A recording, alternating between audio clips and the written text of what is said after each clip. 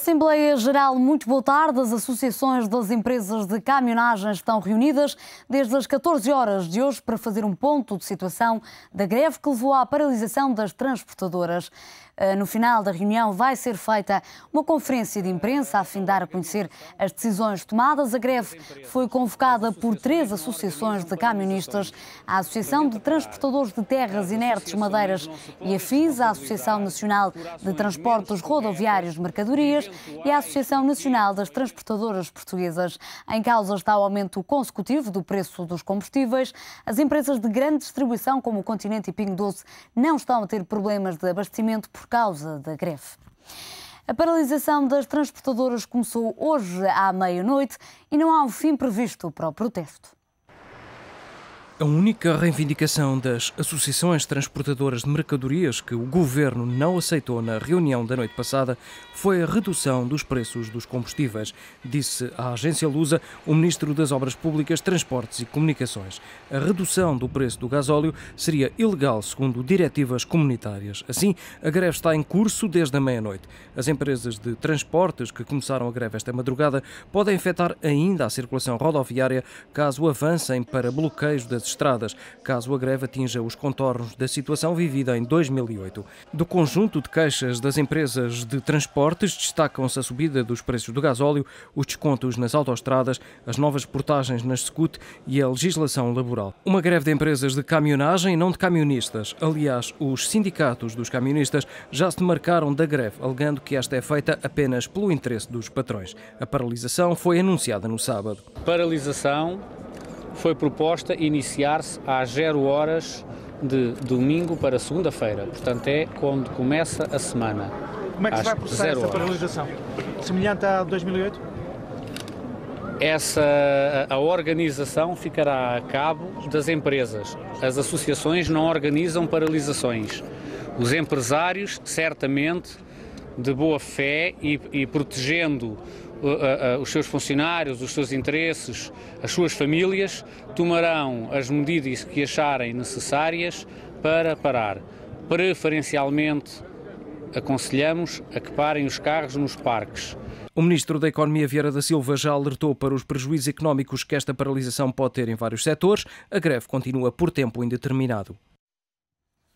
Esta segunda-feira, no Assembleia Geral, analisamos a paralisação das transportadoras.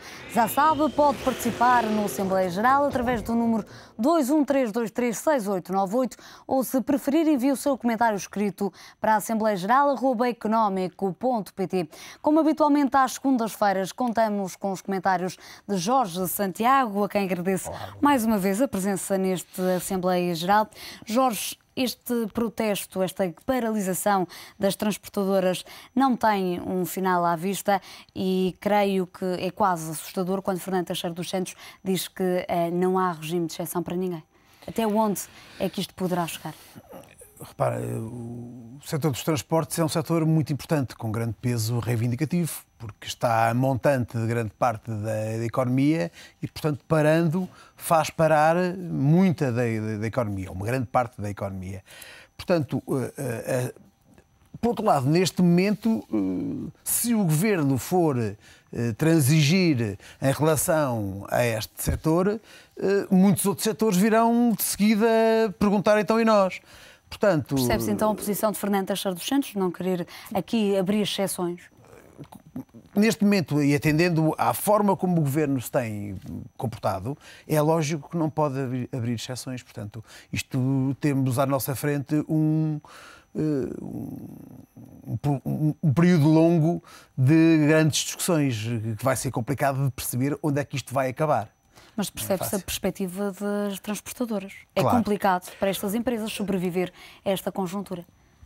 Sem dúvida, e já falámos disso várias vezes aqui, um dos grandes problemas é que o preço dos combustíveis é para as transportadoras uma parte muito substancial dos seus custos e, portanto, a subida continuada dos preços dos combustíveis afeta diretamente a margem e a sobrevivência das empresas. Portanto, o que se passa aqui não tem a ver diretamente, se quisermos, com a situação atual, tem a ver com o problema do preço dos combustíveis, que é uma situação que várias vezes se tem posto, que não tem tido qualquer resolução. É praticamente impossível perceber como é que a situação se tem arrastado, mas a verdade é esta, é que nós neste momento estamos com um petróleo que, apesar de tudo, desceu algo nestes últimos dias e, portanto, estará nos $110 por barril, e estamos com o preço do gasóleo que andará na ordem dos 1,4, 1,5. Aqui há 2 anos tínhamos um preço do barril de quase nos $150 e tínhamos um preço de gasóleo no 1,3. Ou seja, é praticamente impossível de perceber como é que, se dizemos que o preço do gasóleo tem a ver, ou da gasolina, mas para os transportadores o fundamental é o gasóleo, tem a ver com o preço do barril de petróleo, então porque é que agora, estando mais baixo, temos um preço mais elevado? Para mim é muito simples. Há aqui alguma incoerência que será difícil de perceber por parte destas empresas? Claro, mas é muito fácil de perceber. O grande problema tem sido o aumento de impostos, que tem sido consecutivo. É o ISP que agrava em grande parte fundamentalmente este valor? Neste momento nós temos para cima de 60%, à volta de 70% do preço do gasóleo é impostos. Portanto, o Estado, e aliás ainda hoje o Secretário de Estado, um deles, vem falar do aumento do fiscal dos automóveis, do ISP e de tudo. Portanto, é lógico que já há muitos anos se fala isto, que este setor dos transportes é um setor, um maná para as verbas e para o Estado. Portanto, a partir deste momento, é lógico que quem é o usuário, quem é o utilizador e quem paga esses impostos todos, há de acabar por refilar, não é?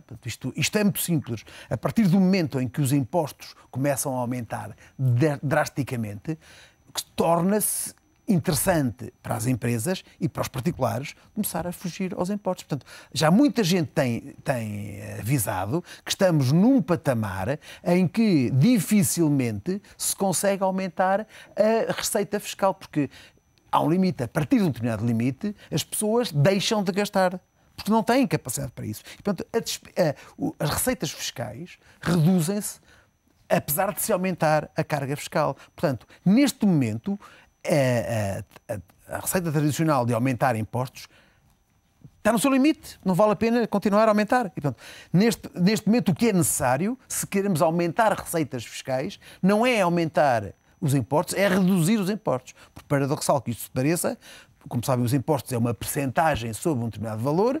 Se esse valor de base diminui, por muito que se aumente a percentagem, o valor total vai reduzir. E o que o Estado precisa é de verbas. Curiosamente, hoje Fernando Teixeira dos Santos diz que não há margem, não existem condições para reduzir os impostos.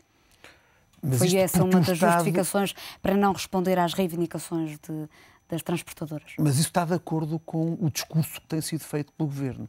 O Governo tem tido um discurso coerente em que todas as vezes que atua, e todos estes PECs, o tal PEC 4 anunciado na sexta-feira, fundamentalmente vai novamente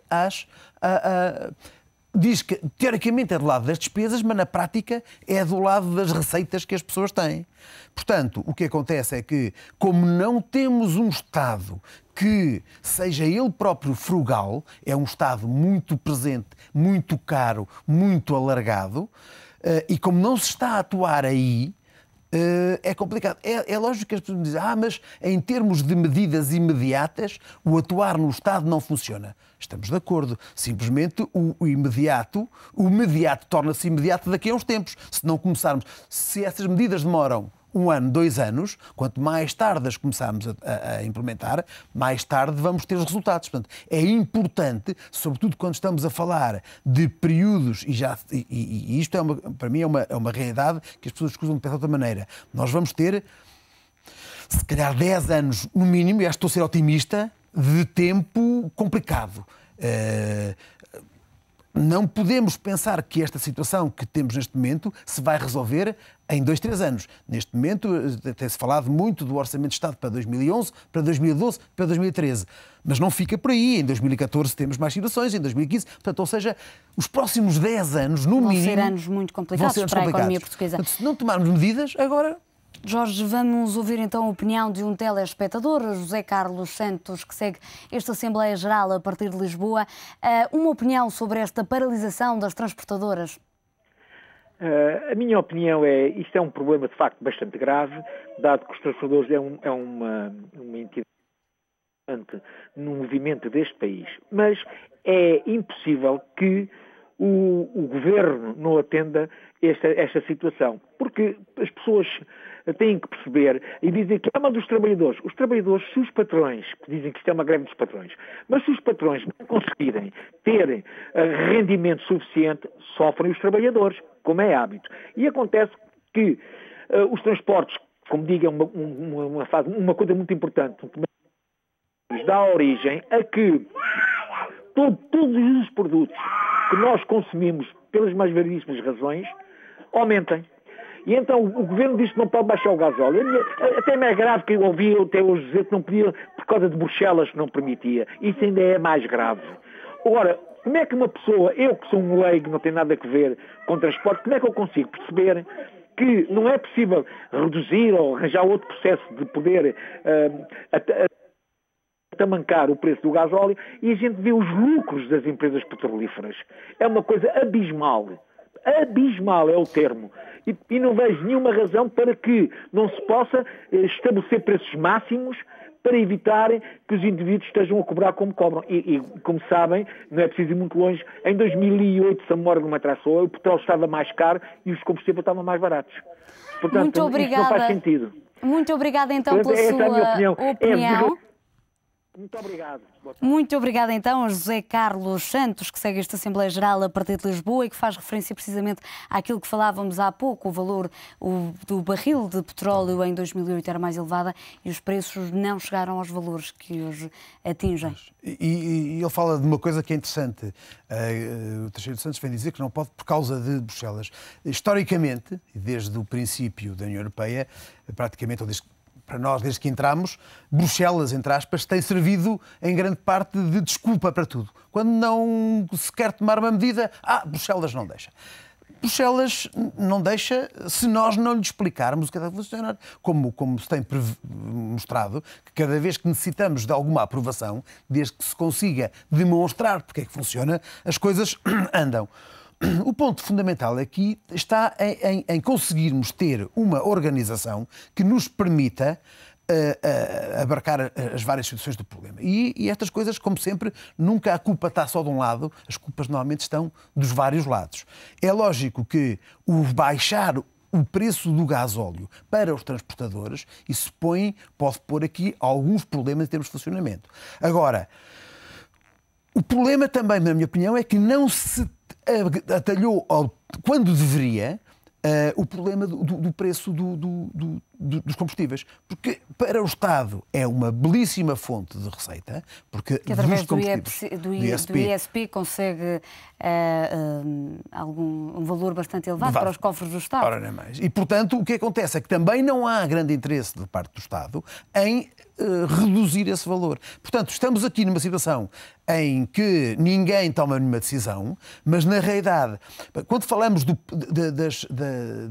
das receitas ou dos lucros das empresas, temos que ter algum cuidado, porque às vezes falamos em valores muito elevados, mas quando temos que falar em valores elevados, temos que falar em valores relativos. Quando se tem taxas de rentabilidade das empresas, estamos a falar da banca, estamos a falar de todas estas grandes empresas que aparecem publicamente, quando as taxas de rentabilidade são pouco superiores ao que se poderia obter pondo o dinheiro no banco, digamos, comprando títulos de aforro ou comprando o que seja, qual é a vantagem de investirmos? Ou seja, é lógico que tem mais risco se eu tiver uma empresa do que se eu pegar no dinheiro e comprar um fundo qualquer. Sobretudo quando estamos a falar de fundos do Tesouro, em que temos rentabilidades garantidas hoje em dia de 6%. Ou seja, hoje em dia, basicamente, se eu não conseguir ter uma rentabilidade de um investimento que seja pelo menos entre 2 e 3 vezes o valor, estamos a falar de entre 12% e 18%,